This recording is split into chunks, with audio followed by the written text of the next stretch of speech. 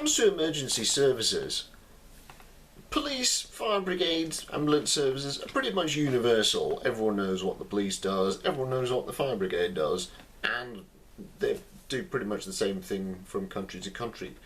But Coast Guards are a bit more confusing. Lots of countries have a Coast Guard, but duties and organisation vary widely from country to country. Today I'm going to talk about the United States Coast Guard versus the United Kingdom Coast Guard, or Her Majesty's Coast Guard to give it its proper title.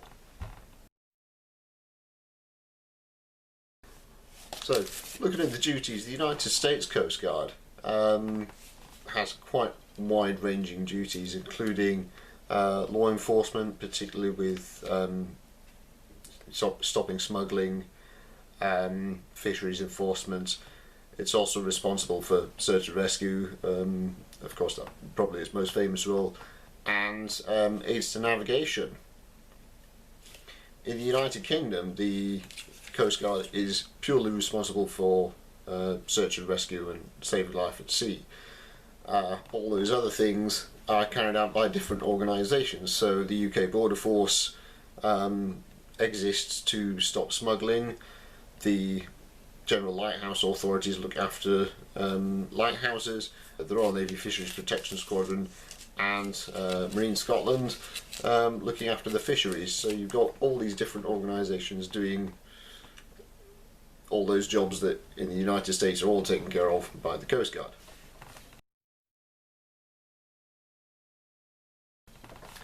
Now, the US Coast Guard is considered a branch of the military, but it's comes under the Department of Homeland Security. But some of its ships are armed, its staff carry military ranks, so they have the same rank system as the Navy, and they have a boot camp. So that it's more of a military organisation, but acting in really most of its jobs are civilian, civilian sort of jobs. It's not really a war-fighting branch. Her Majesty's Coast Guard is it's part of the Maritime and Coast Guard Agency, which is a branch of the civil service. It comes under the Department for Transport. Her Majesty's Coast Guard officers wear a similar uniform to the Royal Navy, but the job descriptions, they don't carry Royal Navy rank titles, and their ranks are purely job descriptions and civil service grades. So if you see cuff stripes, it just means the man with more cuff stripes is a more senior officer, but they don't have, they're not lieutenants and commanders and etc. Equipment wise, obviously the US Coast Guard is much bigger, has much more to do, and for that they have a lot of ships, ranging from cutters, which do all the law enforcement stuff. They've also got buoy tenders, and they even have icebreakers up in Alaska, and on the Great Lakes they're responsible for icebreaking, which is obviously something we don't have in the UK at all. Now, looking at HM Coast Guard, there's really three kind of parts to it. There's the control room staff, who are the sort of professional Coast Guard officers. They monitor radios, they take 999 calls, and they sort of, they're in charge. They run the shop. Alongside them, there's the Coast Guard rescue teams, who are the volunteers, mainly volunteers. You'll probably see them out and about in sort of Hilux pickups, and they're the guys who rescue people from cliffs, who are stuck in the mud or anywhere basically along the coastline. Then you've got the helicopters. Now, Coast Guard helicopters in the UK are all chartered from private companies. So Bristow, I think, do the helicopters. There's also fixed wing aircraft which are, I think, is it 2XL Aviation they're from. So they're not actually owned, unlike the US Coast Guard owns and operates all of its aircraft. The British Coast Guard, they're all chartered from the private sector, but they still have HM Coast Guard written on the side. It used to be that the Navy and the Air Force had a lot of helicopters around the country, but a few years ago they were all taken over by the Coast Guard, but they're all chartered from the private sector now. Now, lifeboats in the UK are all run by charities. In the US, the Coast Guard Auxiliary, they have lifeboats, so they do a lot of the rescues themselves. But in the UK, lifeboats are mainly operated by the RNLI, which is a charity. There are also independent lifeboats at certain places around the coast. So the vast majority of rescues at sea, if it's by a lifeboat, is not by the Coast Guard. It's by a charity. It's by a non-governmental organisation. Helicopters, on the other hand, are still Coast Guard, although they're really chartered, but they're still branded Coast Guard helicopters.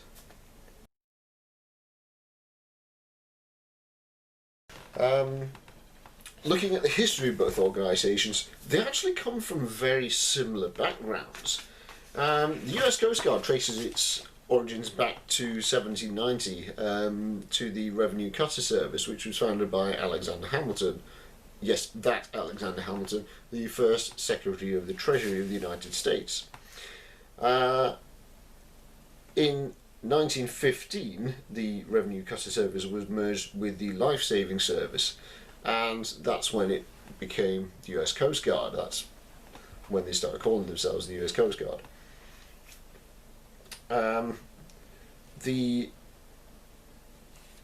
US Lighthouse Service, which was established in 1789, merged with the Coast Guard in 1939.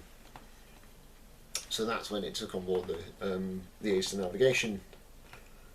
Then the Bureau of Marine Inspection and Navigation merged with Coast Guard in 1942. Now, up to this point, the US Coast Guard has been under the Department of the Treasury, except during wartime when it was taken over by the Navy, by the Department of Defence. In 1967, the US Coast Guard transferred from the Treasury to the Department of Transportation. Then, after the 9/11 terror attacks, it was transferred to the Department of Homeland Security in 2003. Now, in the UK, interestingly, we had revenue cutters from long before the Union. All the way back to the 17th century.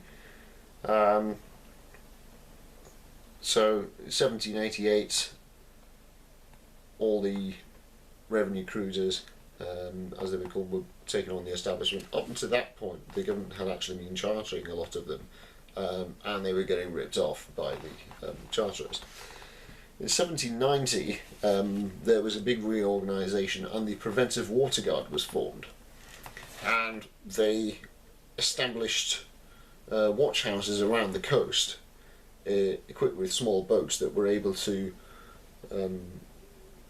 sort of fight the smugglers around the coast. So they had the revenue cutters out at sea, they had the Coast Guard on the coast, they also had riding officers who were sort of like mounted excisemen, but they weren't very effective because they were too few in number to actually combat the large smuggling gangs. Now, it gets a bit confusing in the 19th century.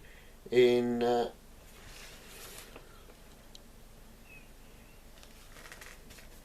1822, the whole force employed for the prevention of smuggling was to be consolidated and placed under the direction of the Customs Board.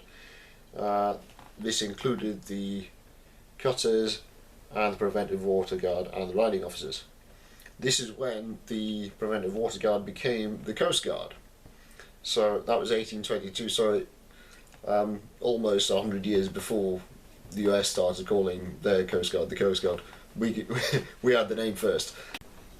One thing you may have noticed about the two different Coast Guards is US Coast Guard is they write Coast Guard as two words, and HM Coast Guard is all one word. But if you look at the cap tallies of these Coast Guards from the Victorian era, this is from a Frank Meadow Sutcliffe photograph, and you'll see that Coast Guard is written as two words with a crown in between on the cap tally, and the reason it's written as one word today was almost down to an error, really. When the Coast Guard Act was written in 1923, Coast Guard was written as all one word, but it had always been two words previously. So it's a strange historical anomaly. Really, why that's happened. In 1856, control of the Coast Guard passed to the Admiralty. Now, up until 1831, the Admiralty, the Navy, had a coast blockade between Kent and Sussex. In 1831, that was taken over by the Water Guard, so the whole coast of the UK was covered by the Preventive Water Guard. The Coast Guard Service Act of 1856 brought the whole Coast Guard under the Admiralty, and from then it was kind of treated as a bit of a Navy reserve, as well as carrying out work for the Board of Customs and for the Board of Trade. Now, from the early days of the Preventive Water Guard, the Board of Trade had instructed them to take control of shipwrecks. Teams were equipped with the Manby Mortar and Breacher's Buoy to rescue people from shipwrecks. Now, in 1922, there was a big review, and the Admiralty were kind of were done with the Coast Guard. While the Coast Guards had acted as Navy reservists during the First World War, the Admiralty decided in 1922 they were basically they were still paying the bill for the Coast Guard, and they were doing work for other people, for the Board of Trade and the Board of Customs, and the Admiralty really didn't want anything to do with that. So in 1922 there was a big review, and the Coast Guard was passed to the Board of Trade and dedicated solely to preserving life at sea, rescuing people from shipwrecks. So that brings us up to the Coast Guard as it is now, as a life-saving organisation. In 1998, the Marine Safety Agency was merged with the Coast Guard to form the MCA. So the Marine Safety Agency they're the guys who license and certificate merchant navy officers and carry out inspections of ships. And that brings us up to date. So yeah, so big differences between the US Coast Guard and the UK Coast Guard.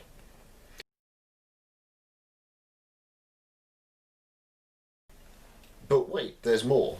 Now, remember the revenue cutters. Now, in 1891, the Water Guard Service was re-established within HM Customs, and it became this sort of uniformed service of customs, which became Customs and Excise in 1909, when Customs and Excise were merged.